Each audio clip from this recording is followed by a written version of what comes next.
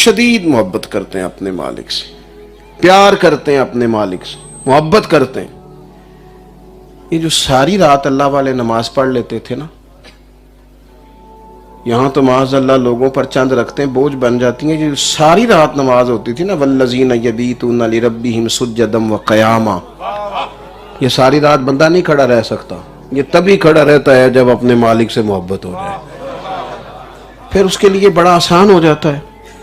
लेकिन ना आपका कोई मोहब्बत वाला दोस्त मिल जाए पुराना, तो गपशप शुरू करें तो पता ही नहीं चलता टाइम का। ओहो 4 घंटे हो गए, अंदाजा ही नहीं हुआ, इतना टाइम गुजर गया।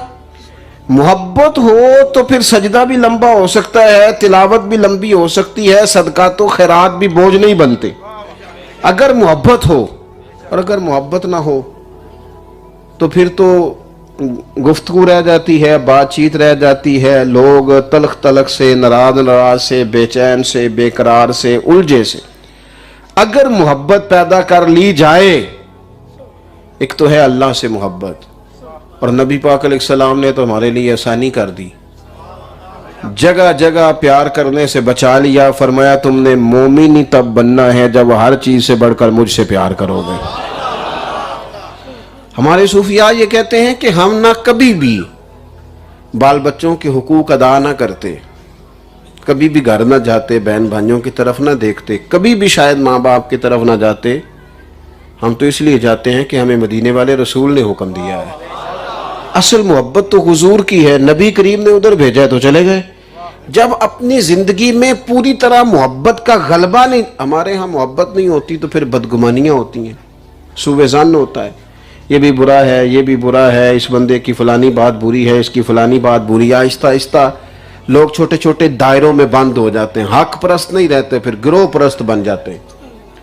फिर छोटी छोटी लोग सोचों के अंदर पूरी तरह कैद होकर रह जाते हैं। आलमी और आलमगीर सोच, उम्मत का तसव्वुर, वो उभरता नहीं। जब आपका अंदाज मोहब्बत वाला होता है, प्यार वाला होता है, आपके दिल में गुंजाइश होती है। देखे ना, सही बुखारी मुस्लिम में हदीस है, नबी पाक अलैहिस्सलाम ने फरमाया 3 काम करो तुम्हें ईमान का जायका नसीब होगा, यानी तुम्हें मोमिन होने का भी मजा आएगा, मुसलमान होने का जायका मिलेगा। 3 काम करो। या रसूलुल्लाह कौन से? फरमाया एक तो हर चीज से बढ़कर अल्लाह रसूल से प्यार करो। और ये सोचें, ये तसव्वुर करें, निरा बातों में नहीं। प्यार होता है हमें बड़ी चीजों से, हम मानते नहीं, होता है शोरों से भी प्यार होता है, लोगों को होता है, न माने कोई, होता है। 2-4 बंदे तारीफ कर दें तो नींद अच्छी आ जाती है रात को। हजरत शेख सादी फरमाते हैं बाज लोगों का बस नहीं चलता, वो तारीफ कराने के लिए बंदे रखे तनख्वाहों पे, क्योंकि ये अल्लाह माफ करे नफ्स को तस्कीन बड़ी देता है ना। प्यार होता है शोहरत से, लोगों को चाहा जाने से, इज्जत से प्यार होता है। ये हमारे यहाँ कुछ सियासी समाजी आदमी मजहबी महफिल में भी आ जाना तो पीछे नहीं बैठ सकता, उसके लिए मुश्किल होता है, उसके लिए मुश्किल है। वो तो गर्दन ऊंची कर करके दिखाएगा कि मैं आ गया हूं, उसके लिए मुश्किल हो जाता है ओहदों से, सीटों से, नशिस्तों से। और ये चीज तकलीफ का बायस बन जाती है उनके अपने लिए भी, क्योंकि बाज लोग ऐसे होते हैं जिनसे प्रोटोकॉल नहीं लेना चाहिए, जिनको तो प्रोटोकॉल देना चाहिए। कुछ अपने हैं, कुछ बुजुर्ग हैं, कुछ रिश्तों में बड़े हैं, लेकिन वो आदत हो जाती है, मिजाज बन जाता है। प्यार होता है, दौलत से भी प्यार होता है लोगों को, आपकी नहीं बात कर रहा, कसे बाशत कर रहा, होता है प्यार। कुछ लोग ऐसे होते हैं जिनके पास पैसे ना हो तो बीमार बीमार से लगते हैं, और जेब भरी हो तो सेहत भी उनकी अच्छी होती है। होता है ना, जब रब रसूल से प्यार नहीं करेंगे तो फिर जगह जगह करेंगे, और जब अल्लाह रसूल से प्यार हो जाता है फिर सारी चीजें पीछे रह जाती हैं, फिर सारी चीजें पीछे रह जाती हैं। फिर औलाद देनी पड़े तो हजरत अमर बिन जमू 4 बेटे लेके हुजूर की बारगाह में हाजिर हो जाते हैं। फिर अगर इख्तदार छोड़ना पड़े तो सहाबाए किराम अलैहिम रिदवान ने सरदारियां नहीं देखी, कुर्बान कर दी। और अगर माल देना पड़े तो अबू बकर सिद्दीक कपड़े भी उतार लेते हैं और बोरिए का लिबास पहन लेते हैं, हर चीज पेश कर देते हैं। शर्त यह है कि मोहब्बत हो जाए, प्यार हो जाए। अल्लाह के रसूल सल्लल्लाहु अलैहि वसल्लम ने फरमाया तुम्हें ईमान का जायका मिलेगा, लज्जत मिलेगी मोमिन होने की। 3 काम करो, या रसूल अल्लाह कौन से? फरमाया एक तो हर चीज से बढ़कर अल्लाह रसूल से प्यार करो, और एक फरमाया जिससे भी प्यार करो ना अल्लाह रसूल के लिए करो। जातियात छोड़ दो, यहां तो तरीकत भी तिजारत। जाऊंगा हजरत के पास, दुआ कराऊंगा, कारोबार चल जाएगा। भाई ये तू फिर किसी सियासतदान से मशवरा कर लेता। कारोबार चमकाना था तो किसी ताजर से मिल लेता। हजरत सुल्तान बाहू ने शिकवा किया, कहने लगे रब दा तालब कोई ना मिलया, ये तो जो मिले है तालब जरदा हूं। ये तो दुनियादारी के लिए आए, तालब जरदा हूं। जिससे भी मोहब्बत करे रब रसूल के लिए करे, उसे ईमान का जायका मिलेगा। और अल्लाह के रसूल सल्लल्लाहु ताला अलैहि वसल्लम फरमाते हैं तीसरा काम ये करे कि ईमान लाने के बाद कुफर की तरफ जाना इतना नापसंद करे जितना बंदा आग में जाना नापसंद करता है। ये चीजें अपने अंदर पैदा करे, ये चीजें मिजाज में ढाले, ईमान का जायका नसीब होगा। हमारे यहाँ ना आहिस्ता आहिस्ता आहिस्ता आहिस्ता तुर्श तुर्श रवैये, नाराज नाराज लोग, छोटी छोटी बातों में उलझे हुए, छोटी छोटी बातों में परेशान हुए, और बात बात में टेंशन और डिप्रेशन का शिकार। क्योंकि मोहब्बत नहीं तो सुकड़ते सुकड़ते तबीयतें भी सुकड़ गई। माफ करने का शौक नहीं, वो जज्बा नहीं, वो जौक नहीं। डिस्कस जब भी करना है तन्हाई में बैठना है, खामियां डिस्कस करनी। वो आहिस्ता आहिस्ता सारे लोगों को मैला कुचैला अपनी नजरों में समझा जाने लगता है। माज़अल्लाह नतीजा क्या निकलता है? मोहब्बत रुखसत हो जाती है, प्यार रुखसत हो जाता है। फिर लोग एक दूसरे के करीब रह के भी करीब नहीं होते। खूबसूरत लबो लहजा हो, बात करने में मिठास हो, आ जाते हैं ना लोग, नाराज भी आ जाते हैं, तलख भी आ जाते हैं। अब किसी तलख बंदे को देख के बंदा खुद तलख हो जाए, किसी सख्त बंदे को देख के अपना मिजाज सख्त कर ले। किसी शख्स की तबीयत में अगर अखलाक नाम की कोई चीज नहीं तो क्या इंसान खुद भी जमीन पे आ गिरे? हो जाते हैं ना लोग, आ जाते हैं।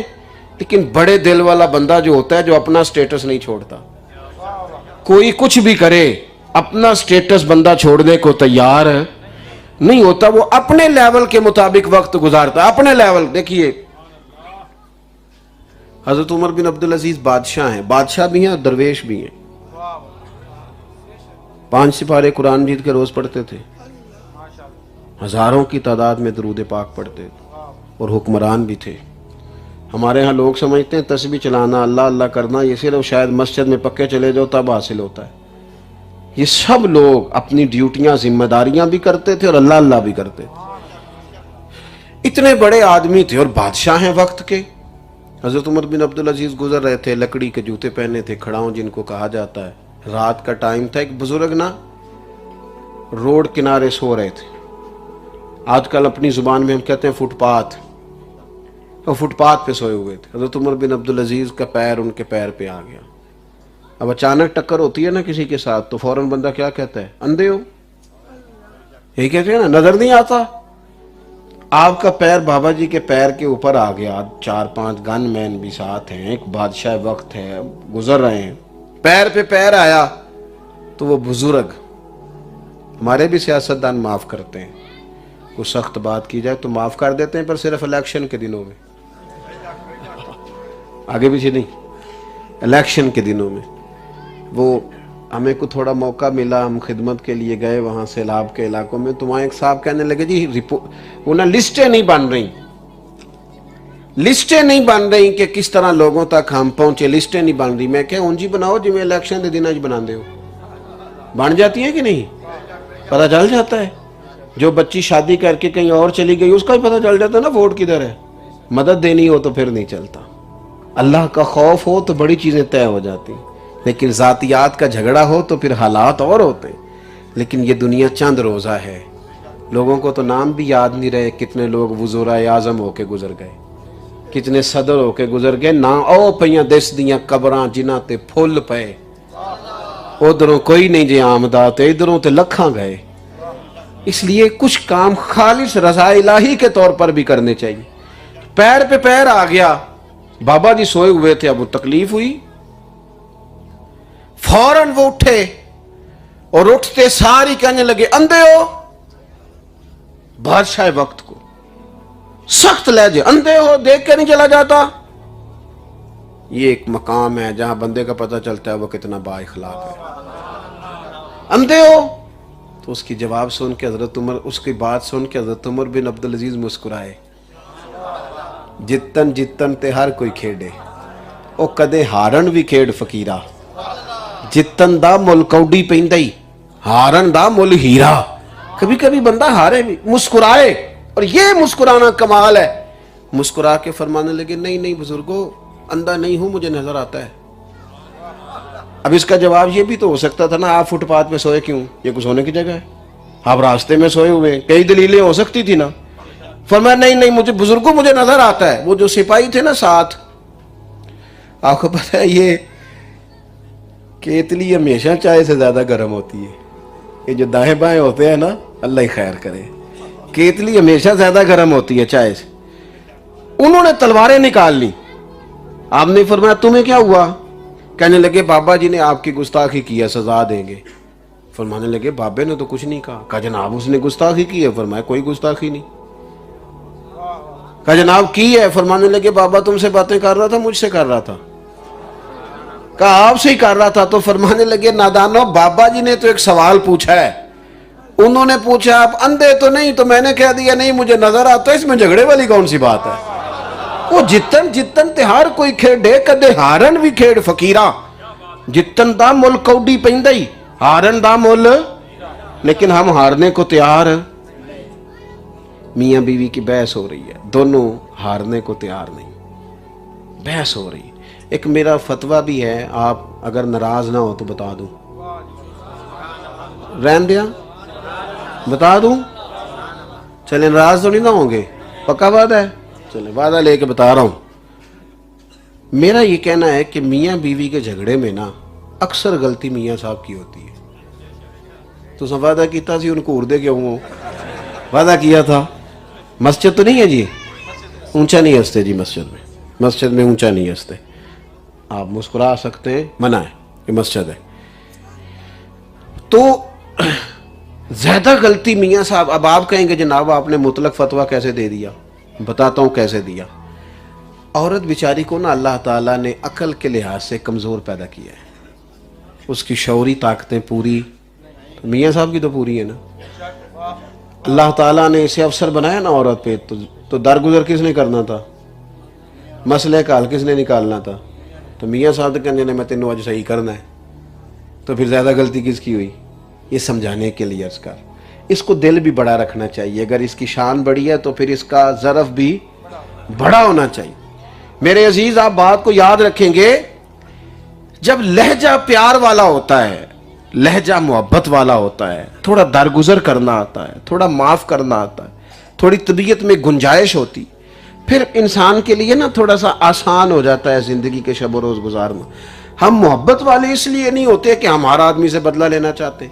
मियां बीवी के झगड़े में क्या होता है कि दोनों में से कोई भी हारने को तैयार, बड़ा खतरनाक नतीजा निकलता है। दोनों नहीं हारते, कई दफा रिश्ता हार जाता है, तलाक हो जाती है, बच्चे माँ बाप के होते हुए यतीमों जैसी जिंदगी गुजारने लगे। मैं घर में मौजूद था, खाना खा रहा था, तो मुझे पैगाम मिला कि एक बच्चा मदरसे का बड़ा सख्त रोता हुआ है और कांप रहा है। मैंने कहा जाने किसी उस्ताद ने मारा है। वो खाना छोड़ के मैंने जल्दी से उस बच्चे को बुलाया। मैंने कहा बेटा खैर है, किसी ने कुछ कहा? उससे बात ना हो, वो कांपे, कपकपी तारी वजूद पर। मैंने उस बच्चे को करीब किया, प्यार किया। मैंने कहा पुत्र हुआ क्या है, बात तो बताओ। कहने लगा पीर साहब मैंने घर फोन किया था, मेरी बहन ने बताया है कि मेरी अम्मी और अब्बू फिर लड़ रहे हैं। जब वो दोनों लड़ते हैं तो हम चारपाइयों के नीचे छुपते हैं, जिस्म कांपता है, डर आता है, खुदा जाने क्या हो जाएगा, खौफ तारी हो जाता है। आप कोई दुआ करें वो लड़ना छोड़ दें। मुझे बताओ ये जो तकलीफ हमारे बच्चों को होती है ये कौन देता है? बाहर से आगे कोई देता है? होता है कि नहीं इस तरह घरों में? कहने लगे खौफ तारी है, आप मेहरबानी करें कुछ ऐसा दुआ फरमाए कि यार छोटे छोटे बच्चे तड़प गए, क्यों? हम बहस नहीं छोड़ते, माफ नहीं करते, 2 मिनट के लिए खामोशी रहना पसंद नहीं करते। नतीजा क्या निकलता है? नफरत बढ़ जाती है, मोहब्बत दम तोड़ जाती है, रिश्ते टूट जाते हैं, घर टूट जाते हैं, लेकिन हम दरगुजर करने को तैयार है।